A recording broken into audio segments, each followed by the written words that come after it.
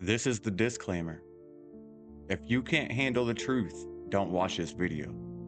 If you can't stomach the evil of this country, just don't watch this video. It ain't for you. I told y'all I don't want to hold back no more, and I'm going to show you everything they wish we never saw. If the Athena case pissed you off, this is going to turn your stomach. With a number across their, with the string around their neck and a number on a cord, on a piece of cardboard, and the people in the audience bid on them, just like bidding on an automobile. This is going on right under our nose. I personally investigated the Oklahoma City bombing case. Huge cover-up. Jack Kennedy's assassination, huge cover-up. Bobby Kennedy's assassination, huge cover-up. World Trade Center, huge cover-up. This shit has been going on this long?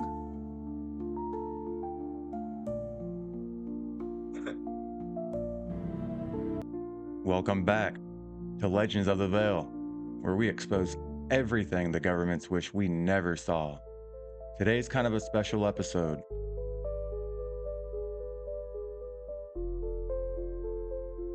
I'm going to be going over Ted Gunderson, an ex-FBI director. Born 1928, he died in 2011. Towards the end of his life, he spoke a lot about some of the major conspiracies here in America. First off, forgive me because I am freezing today. And also, if you've ever wanted insight from somebody that actually knows how the government works and can get into those things in detail, here we go. Actually, I had quite an illustrious career, 27 and a half years in the FBI.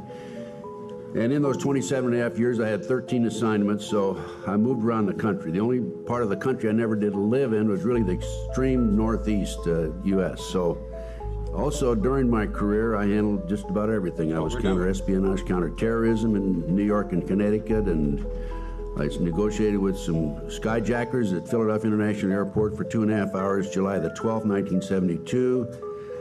And I ended up being in charge of most of Southern California. Had over 700 personnel under my command.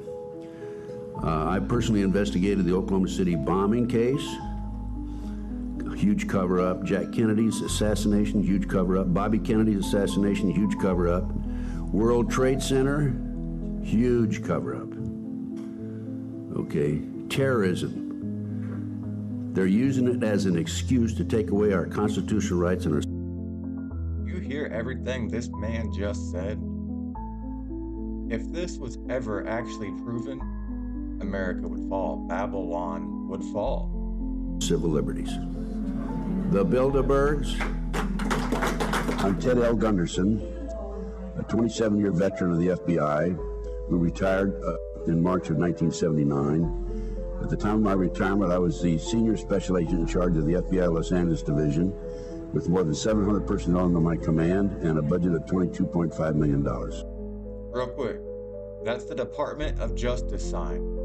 Federal Bureau of Investigations. I was an agent on the street for 9.5 years, and then I advanced administratively.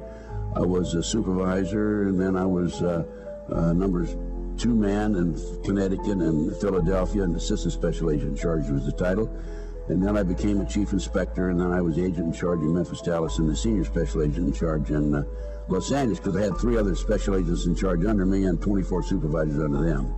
I have information chiseled in stone, documented, that the FBI had advanced knowledge about 911 and did nothing to prevent this from occurring. And this is atrocious, it's unbelievable, having been a former FBI agent myself. And it's very obvious that this whole thing is being orchestrated by the powers that be at the highest level of our government, and I want the world to know about it. The minute I saw the planes fly in to the tower, on television, live as a matter of fact, the question I had in my mind was, there is no way, absolutely no way, that somebody could skyjack 4 planes, 20 people, skyjack 4 planes, in this case 19 individuals, and our government would not know about it in advance. We have, the U.S. government, the most advanced intelligence techniques of anybody in the world. And you will never convince me we didn't have advanced knowledge about what was going on. We saw the airplanes go in, and it's also a question about whether they're remotely controlled. I don't know about that. I hate to comment on something where I have no documentation, but there's much more to this story than has come out so far. Yes, in fact, they knew 2 hours in advance that there were multiple planes off of their flight paths, and they never even got called in. Why? Who knew? And why wasn't anything said?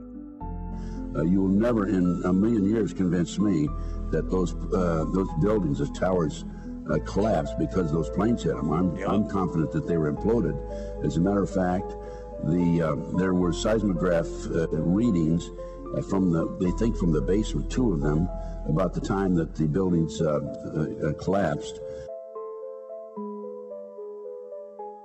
There were also molten steel that was in the basement, which is a very high temperature for melting steel, and those planes hit above the 80th floor, so there's no way that airplane fuel could have dropped down that low.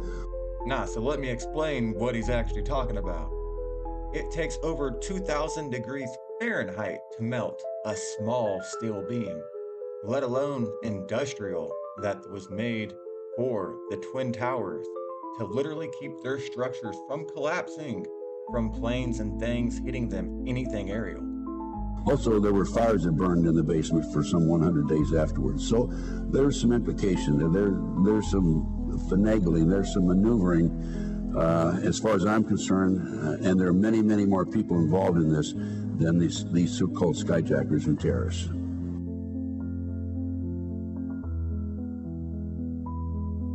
The anti-terrorism legislation was written back in the middle 1980s under the George Bush Sr. administration.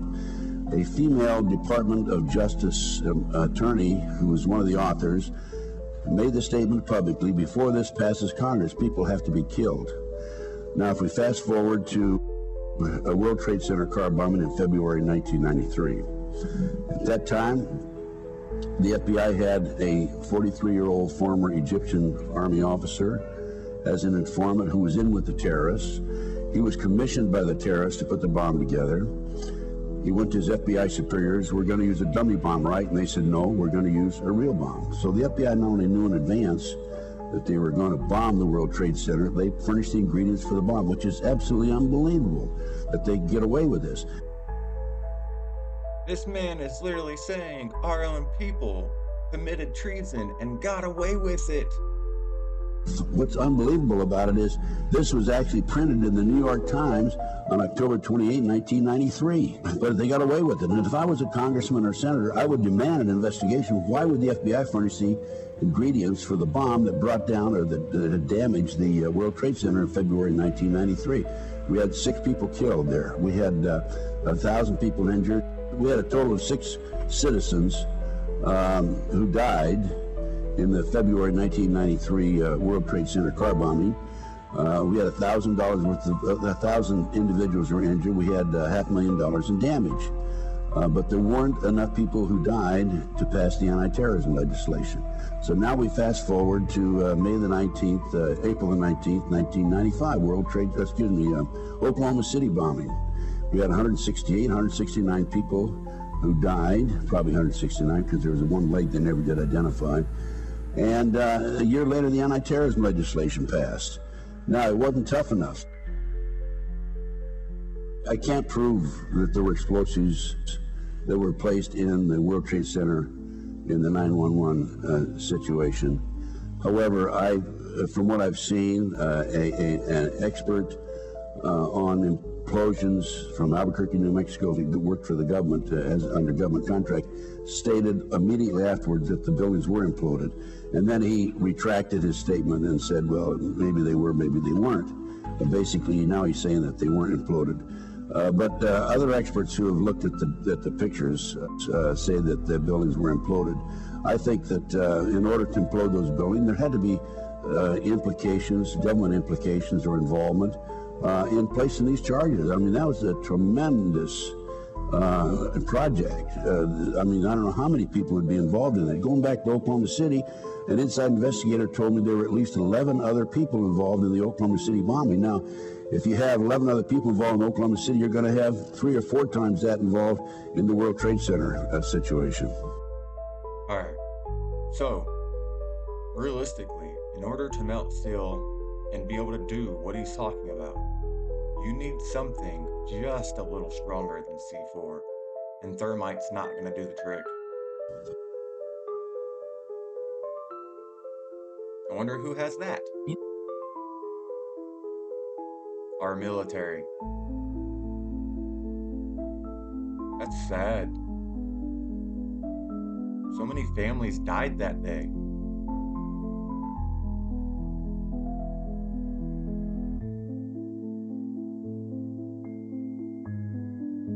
This is an old video, so the quality is not going to be good, but it's authentic. Going back to Oklahoma City, the government claimed that there was a fertilizer, ammonium nitrate fertilizer bomb in the truck. Initially, it came out, I think, with 1,500 pounds, and then it's 2,500 pounds. And in the end, they said 4,800 pounds. A fertilizer bomb explodes in 360 degree, but there's no question about it. The bomb that was in that truck was a directional bomb. Now, there was a bomb called electrohydrodynamic gaseous fuel device that was developed in the early 1980s, highly classified. It was developed by Hercules Manufacturing in Silicon Valley, California. At the time of the first explosion in the experiment in Area 51, 2 technicians died because they underestimated the power and the strength of this bomb. My informant, my main informant, Michael Riconosciuto, whose firm, Hercules Manufacturing, actually developed this bomb.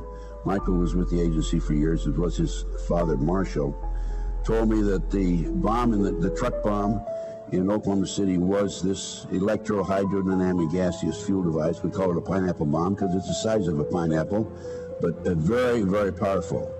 And then what I think happened in Oklahoma City is that we had the pineapple bomb go off, and then 9 seconds later we had a conventional bomb go off on the inside. With regard to this proceeding, basically there are 4 elements that I have to receive information regarding.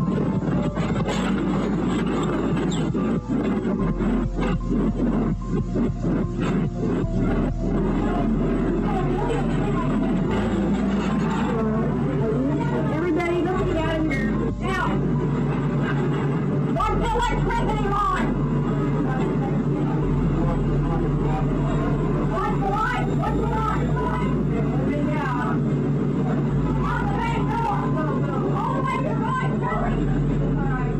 I have a newspaper article, actually a publication from the Fireman's magazine, where the author, who is the editor of the magazine and obtained the information from the Oklahoma City Fire Department. All right, I gotta stop real quick, because that is just horrifying. Did you not just hear what happened? That bomb's going off and they're all freaking the out. That our own people keep doing this, and it's literally the truth. And you gotta wonder, are these actually our people? I feel like a foreigner in America anymore. States that 4 unexploded devices were brought out of Oklahoma City, the Murrah building. That 4 unexploded devices were brought out of the Murrah building. This is in this article, Fireman's publication. I think it was September of 1995 when it was published. Now, if that's the case, then you had 5 conventional bombs planted on the inside, and you had the barometric bomb or the pineapple bomb in the truck.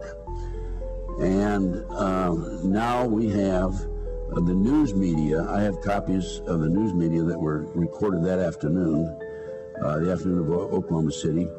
And reporter after reporter after reporter has made the statement, they recovered a bomb that was unexploded.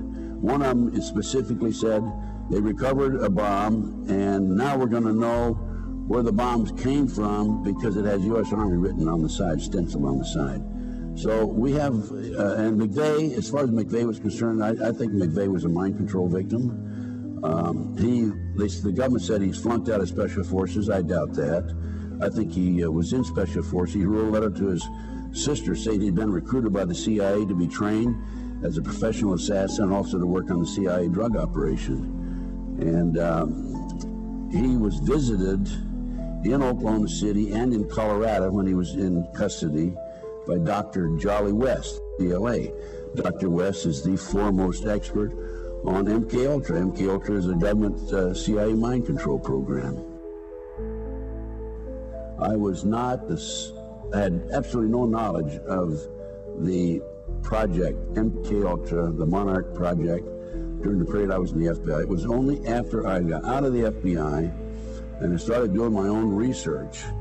And that came about because I was the investigator of the Jeffrey R. McDonald case. He's telling you he was asleep, and certain events that had to do with his being and what he had looked into, something he had been a part of, woke him up. Something was not sitting right anymore. A lot of people are waking up nowadays, and it's not coming fast enough. He's a former Green Beret doctor who was convicted of murdering his wife and 2 children in Fort Bragg, February 17, 1970. And he was tried and convicted, sentenced to 3 consecutive life sentences. I was called into the case after he'd been tried and convicted. His friends said he's innocent, and I began my investigation. And within 10 months, October 25, 1980, I obtained a signed confession from a girl, Athena Strand, who said Dr. McDonald did not commit those crimes. They were committed by her satanic cult group. The satanic cult group was distributing drugs up and down the East Coast that were being flown in plastic bags of the body cavities of the dead GIs coming out of Southeast Asia. And this is the late 60s, early 70s. This is all documented. Time magazine, January 1, 1973. Dr. McDonald is absolutely innocent, and he's in jail today, 20-some years in prison. Now, the reason I tell you about that case is because after I developed this information and went public with my confession from Helena, I was on national TV, I was on radio talk shows, and people came from all parts of the United States and said, hey, I know all about that, satanic cults, it's for real, I'm a victim, et cetera, et cetera, et cetera. And that's how I became involved and embroiled in these very controversial issues. And then I started doing my own research, and one thing led to another. And then I investigated international child kidnapping ring out of the Midwest, out of Nebraska. They were flying children out of Sioux City, Iowa to Washington, D.C. for sex orgies with congressmen and senators. And it just went on and on. Then I had the McMartin case out of Southern California. The children were dropped off in the school in the morning by their parents. They picked them up late in the afternoon. In the interim, they put the kids through tunnels and up into the trap door of the triplex next door, put them in automobiles and prostituted them. Y'all, if the Epstein files weren't bad enough, how much worse do things got to get before the country acts upon these things?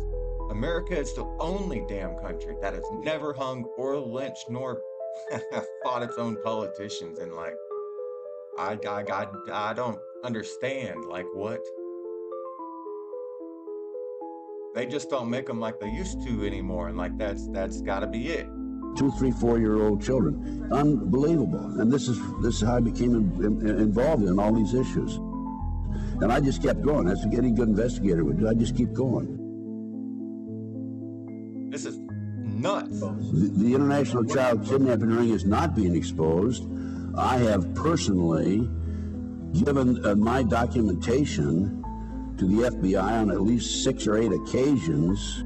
No wonder he's so pissed off. He don't even care if he dies about saying this stuff towards the end of his life. No wonder he was so willing to speak about these things like that. I think things are a lot worse than what we really think it is, America. And I have been ignored because it's a covert CIA child kidnapping operation that's been active since the early 1960s. What's happening here is these children are being flown, or were in the past in the 1980s, out of Sioux City, Iowa, to Washington, D.C. for these sex orgies for the purpose of blackmailing the congressmen, compromising them. And, of course, hey, there's a bill that's going to be passed on Monday, and then I can come around to you and say, Congressman, you remember when you were with that little boy, that little girl last Friday? Okay, you better vote this way. That's exactly what's happening. It's called blackmail. This is a CIA covert operation. It's called the Finders out of Washington, D.C. And they're involved in kidnapping and international trafficking of children around the world. And I had, in my day, in the 80s, I had one of the kids who was actually part of the kidnapping team. When he was 10, 11, 12 years old, they would put him out as a decoy in the parks or shopping malls and so forth, and to attract the kids his age over near the car. And then the adults would grab the children and be off with them. One little kid was a 12-year-old newspaper boy named Johnny Gosh out of West Des Moines, Iowa. Johnny Gosh was kidnapped, and back in 1982, he was taken in, used as a sex slave. Later, he and another kid escaped. They stole a car and escaped, and Johnny Gosh is in hiding right today, by the way. Good. I'm glad he got out. The children are used for body parts. They're used for satanic ceremonies, human sacrifices. They're used as sex slaves. In 1997, I think it was, I was in Denver giving a lecture. Jesus. I had a tip from an airline employee that 210 children flew out of Denver to New York and then on to Paris, France. The airline employee who saw this, was refueling the plane, asked a female adult and two male adults who were with the children, asked a female adult and two male adults who were with the children, who are these kids? And they said, the woman says, Child Protective Services, mind your own business. And that man, by the way, has disappeared. I also had a tip from an airline employee, a flight attendant out of Los Angeles, that a plane load of kids, children, was flown to Paris, France. Paul Benassi, my informant inside the Nebraska case, who was part of the Child Network, told me that some of these kids are auctioned off. He's attended 6 such auctions. As few as 6 and as many as 36 children were auctioned off at these various auctions. The children sell for up to $50,000 each, sometimes more. The ages are 2 to 21. The kids stand on a stage in their underwear with a number across their, with the string around their neck and a number on a cord, on a piece of cardboard, and the people in the audience bid on them, just like bidding on an automobile. This is going on right under our nose. I've given this to the FBI and demanded investigation. I gave the latest complaint I filed is in writing. As of November of this last year, I just keep pumping it over to them, keep giving it to them. And I have a U.S. Customs report that documents this.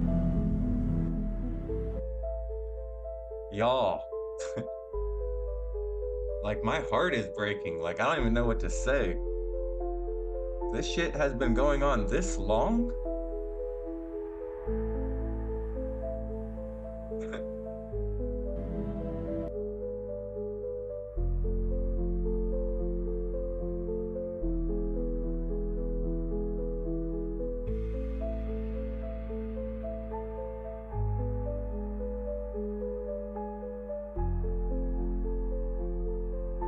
Wake up!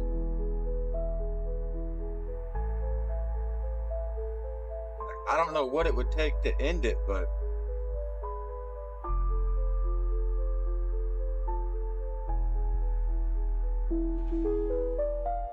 just think, our own military protects them.